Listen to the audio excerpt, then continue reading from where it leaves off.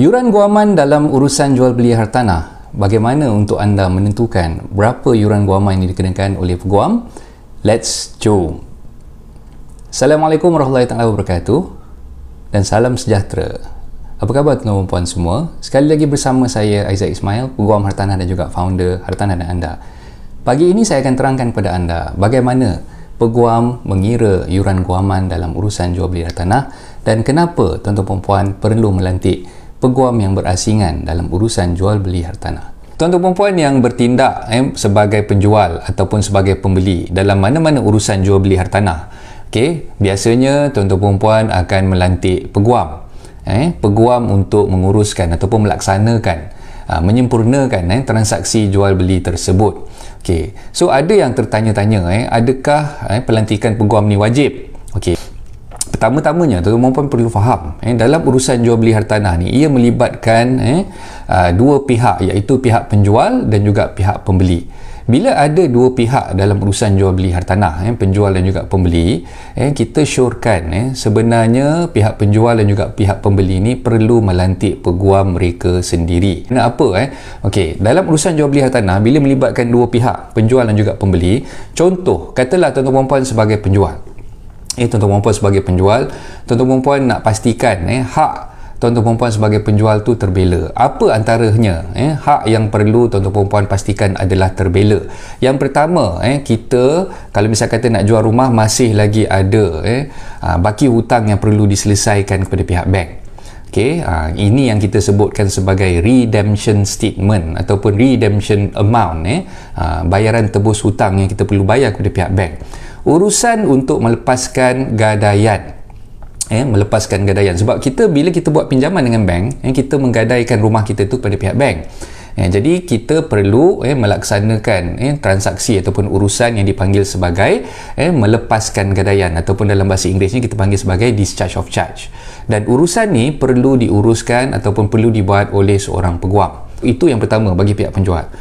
Yang kedua, bagi pihak penjual juga, tuan-tuan dan puan, bila kita buat urusan jual beli hartanah, sebagai penjual kita mengharapkan agar pembeli membayar baki ataupun membayar harga jualan rumah yang kita jualkan tadi tu dengan kadar segera.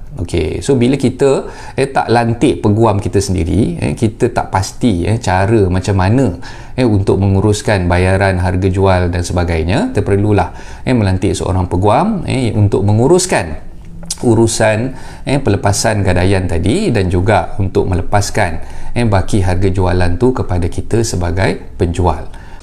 Bagaimana pula dengan peguam yang mewakili pihak pembeli? Kenapa pembeli perlu melantik peguamnya sendiri juga?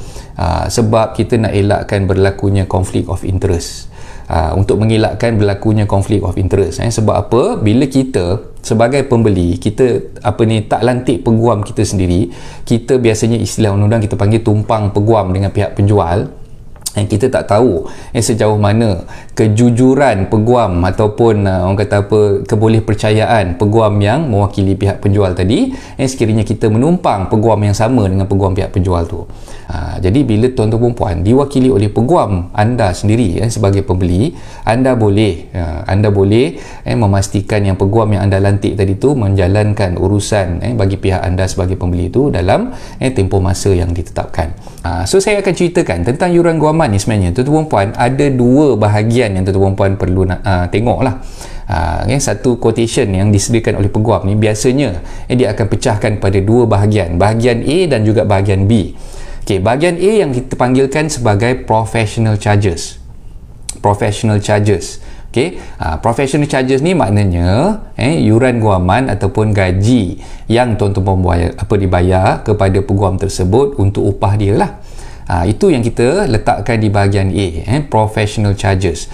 Professional charges ni tuan-tuan dan puan sebenarnya tertakluk kepada skala fee ataupun scale fee yang ditetapkan oleh majlis peguam. Peguam tak boleh simply letakkan apa-apa figure di dalam bahagian professional charges tersebut. Dia perlu wajib mengikut skala fee yang telah ditetapkan oleh majlis peguam. Macam mana cara nak kira? Simple aja. Dekat bahagian atas, bahagian A tadi yang saya sebutkan sebagai professional charges tu, peguam perlu ikut berapa harga jual beli hartanah yang tuan-tuan puan ingin beli ataupun jual tadi. Okey, so cara kiraannya untuk 500,000 yang pertama. Okey, untuk 500,000 yang pertama, katalah tuan-tuan puan beli harga rumah yang berharga 300,000. So maknanya capping dia sampai 500,000 lah. Kan untuk 500,000 yang pertama ni, tak kira lah tuan-tuan puan beli harga rumah 100,000 ke 300,000 ke 450,000 ke still yang dikira sebagai capping untuk yang pertama ni kita panggil capping yang untuk 500,000 yang pertama. Okey, so 500,000 yang pertama ni tuan-tuan puan perlu bayar peguam sebanyak 1% ataupun 1%. Kalau misal kata harga rumah tuan-tuan puan tu 300,000, 1% daripada 300,000 adalah RM3,000. Kalau katalah dah lebih 500,000, katalah tuan-tuan puan ni beli rumah banglo lah katakan, harga rumah tu dah berjuta-juta lah katakan, lagi tinggi dia punya harga rumah, lagi rendah sebenarnya peratusan yang dikenakan. Okey, untuk 500,000 yang pertama tadi tu 1%. Okey, yang seterusnya tu, katalah harga rumah yang tuan-tuan puan nak beli tu 1 juta. Okey, untuk 500,000 yang kedua tu dikalikan dengan 0.8%. Mudah untuk tuan-tuan puan fahamkan adalah yuran guaman ni dia perlu mengikut skala fee yang ditetapkan oleh Majlis Peguam. So itu untuk bahagian A.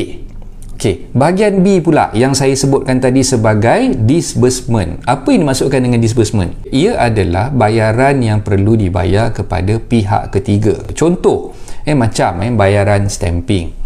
Okey, bayaran stamping kita perlu bayar kepada pihak lembaga hasil dalam negeri.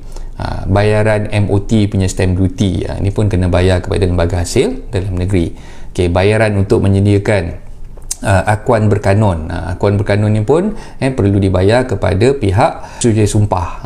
Bayaran carian kat pejabat tanah pun kita perlu bayar kepada pejabat tanah. Okey, bayaran pendaftaran pindah milik, ini pun perlu dibayar kepada pejabat tanah. Printing charges, memanglah bila kita print dokumen apa semua, peguam pun akan kenakan printing charges balik kepada anak guamnya. Lepas tu travelling expenses. Contoh runner yang kita upah untuk laksanakan urusan matikan stamp, untuk urusan nak buat land search kat pejabat tanah, untuk urusan pendaftaran pindah milik di pejabat tanah, biasanya dimasukkan di bahagian disbursement dekat bahagian bawah quotation yang tuan-tuan puan akan nampak tu lah. Okey, apa lagi?